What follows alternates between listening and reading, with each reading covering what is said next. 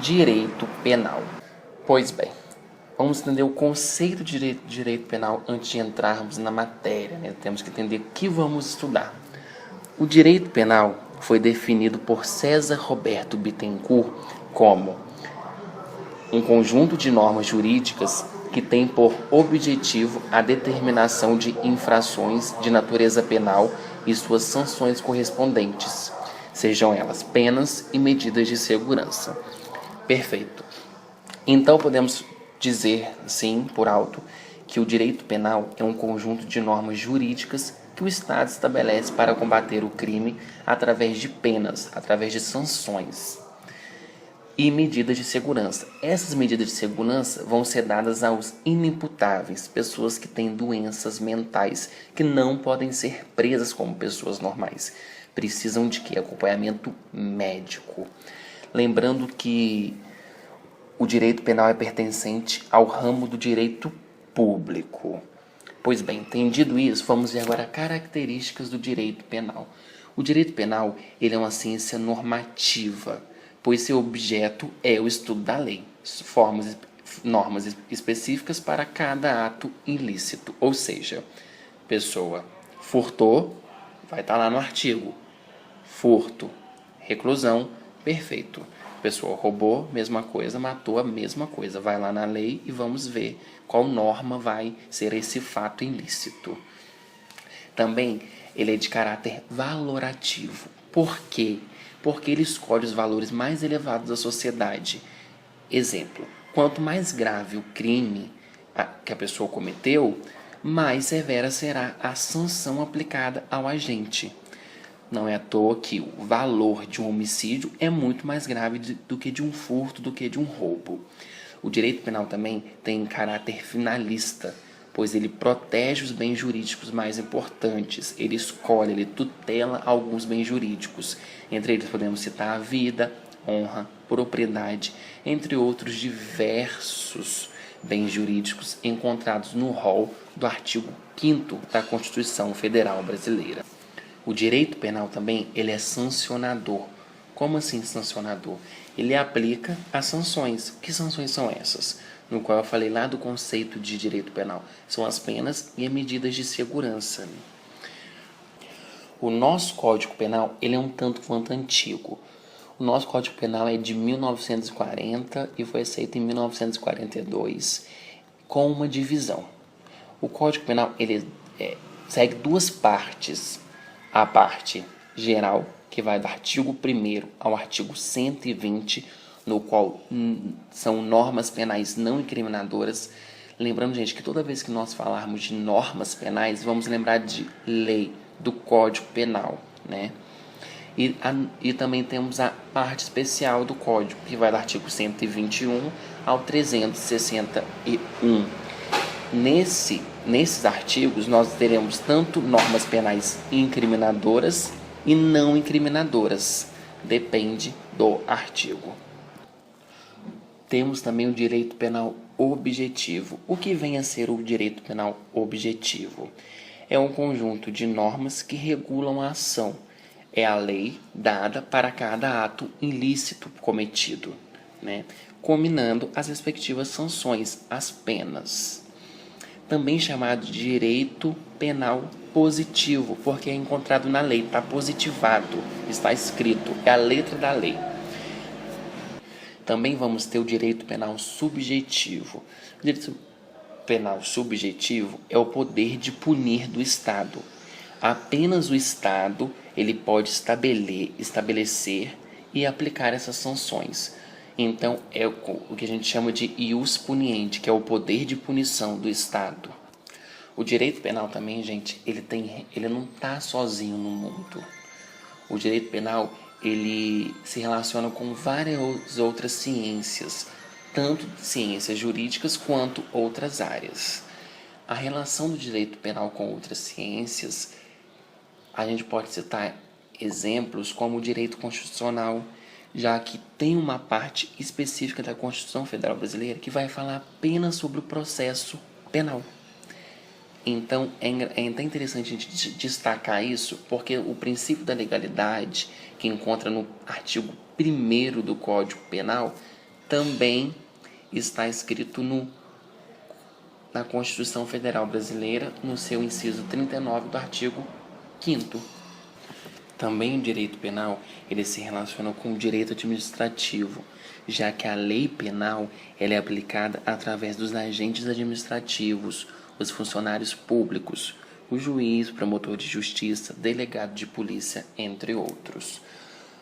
Também tem ligação direta com o direito processual penal, também chamado, gente, de direito penal adjetivo, que é um ramo jurídico autônomo em que prevê a forma de realização e aplicação da lei penal, também com direito civil, direito do consumidor e direito do trabalho.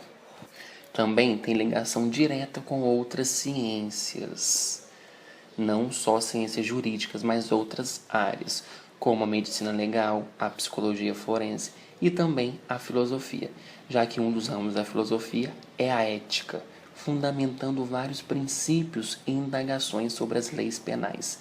Também é presente o direito penal no cinema, a literatura e a música. Vamos agora entrar em fontes do direito penal. Antes de entendermos fontes do direito penal, vamos entender o sentido figurado da palavra fonte. Fonte, gente, no seu sentido figurado, significa origem, causa, princípio, o que fundamenta aquilo. Então, no direito penal, nós vamos ter tanto fontes materiais, que também são chamadas de fontes de produção, quanto fontes formais. As fontes materiais, também chamadas de fonte de produção, como eu já falei, um próprio nome já remete produção. Quem pode produzir leis, quem pode modificar o Código Penal? No artigo 22, inciso 1 da Constituição Federal Brasileira, fala que compete à União legislar sobre o direito penal. Então, a única fonte de produção do direito penal é o Estado, é a União. Já as fontes formais, elas são subdivididas em diretas ou imediatas e indiretas ou imediatas. A fonte direta do direito penal é a lei. É onde tanto o advogado quanto o juiz vai procurar de imediata. Você vai abrir a lei, vai ler a lei e acabou. É aquilo, é o que estabelece, né? Não é à toa que isso é o que justifica que, diante do princípio da reserva legal, previsto tanto no artigo 1º do Código Penal e também no inciso 39 do artigo 5º da CF, né? Já as fontes indiretas ou mediatas do direito penal estão presentes lá no artigo 4 de Lei de Introdução ao Direito Brasileiro, também chamado de Lei de Introdução ao Código Civil. Então, é um livrinho, é um código um pouco antes do direito civil, que fala lá quais são as fontes que o juiz, no caso concreto, pode usar. Entre eles, ele cita os costumes, os princípios gerais do direito e também a analogia. Lembrando, gente, que a doutrina e a jurisprudência também são fontes indiretas do direito penal. O que vem a ser a doutrina? A doutrina é elaborada por estudiosos do direito a fim de colaborar com o mesmo. Já a jurisprudência são decisões retificadas dos tribunais superiores.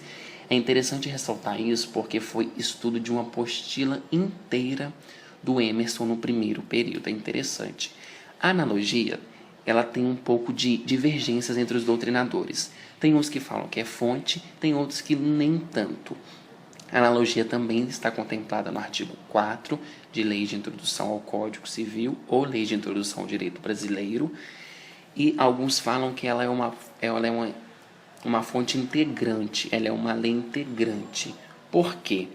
Vamos lá. A Lei Maria da Penha, de 2006, ela foi feita para o quê? Para quem? Destinado a quem? As mulheres, certo, né? As mulheres que sofrem o quê? Violência doméstica familiar.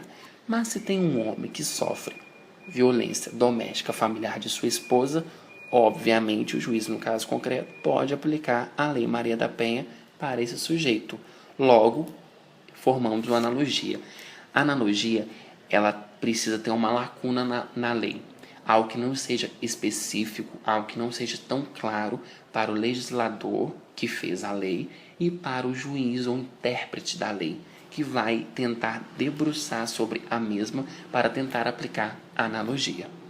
Vamos agora entrar então normas penais. Quando a gente falar de normas, a gente também pode falar de leis. Normas e leis, gente, são as mesmas coisas diante do Código Penal. Elas são subclassificadas em incriminadoras e não incriminadoras. Entendidos? Então vamos lá. As incriminadoras, elas configuram a partir do 121, do artigo 121 do Código Penal. Lembra que a gente viu a divisão do Código Penal? Então, a partir do 121, iremos encontrar normas penais incriminadoras. São aquelas que têm o crime, o ato ilícito e a pena para o respectivo crime cometido pela agente. Já por outro lado, nós teremos as normas penais não incriminadoras. Normas penais não incriminadoras, gente, elas vão estar do artigo 1º ao artigo 121 e podem estar também depois do artigo 121, já que o artigo 121 até o 361 não temos apenas normas incriminadoras, em sim também não incriminadoras. Então, as normas penais não incriminadoras, elas possuem as seguintes finalidades: tornar lícitas determinadas condutas, também afastar a culpabilidade do agente, erigindo causas de isenção de pena, esclarecer determinados conceitos, fornecer princípios gerais para a aplicação da lei penal. Pois bem, dito isso tudo, elas podem ser, portanto, permissivas, explicativas e complementares. As permissivas, gente, ainda tem uma subdivisão. Tem as permissivas justificantes e as permissivas exculpantes. As justificantes é aquela que justifica um ato ilícito. A gente pode encontrar exemplos desse tipo de normas penais permissivas justificantes no artigo 23, 23, 24 e 25, que fala sobre legítima defesa, estado de necessidade e estrito cumprimento do dever legal ou exercício regular de direito. Ela vai afastar a ilicitude. Aquilo que o agente cometeu não vai ser aplicada uma sanção, uma pena, enfim. Já as permissivas exculpantes é o que vai eliminar a culpa. Elas podem ser encontradas no caput do artigo 26. A gente usa muito isso quando o agente é um doente mental, no qual ele não tem o discernimento certo para saber o que está fazendo. Não é à toa que é dado a ele não pena, mas sim medidas de segurança. Já as explicativas, a gente pode encontrar um exemplo no artigo 327, quando explica o que vem a ser funcionário público. Lembrando, o artigo 327 já passou de normas incriminadoras, que começa lá do artigo 121, lembra que a gente falou? Só que a partir do 121, do artigo 121, nós teremos tanto normas incriminadoras quanto normas não incriminadoras. É importante destacar isso, gente. E também teremos complementares. As complementares, elas vão esclarecer, elas vão complementar algo que ficou faltando. Exemplo disso daqui é o artigo 64, que dá que complementa o anterior, 63, que fala sobre reincidência. Dito isso, vamos para o nosso último ponto e não menos importante.